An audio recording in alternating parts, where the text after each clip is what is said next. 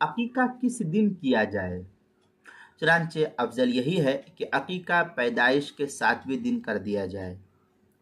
مثلا اگر جمعہ کو پیدائش ہوئی ہے تو جمعرات کو عقیقہ کر دینا چاہیے۔ اب اسی کا حساب لگا کر کے جس دن بچہ پیدا ہوئے اس کا حساب لگا کر کے والدین کو یا جو بھی ان کے عقیقہ کرنے والے ہیں ان کو عقیقہ بچے کا جتنا جلد سے جلد ہو جائے اتنا جلدی کر دینا چاہیے۔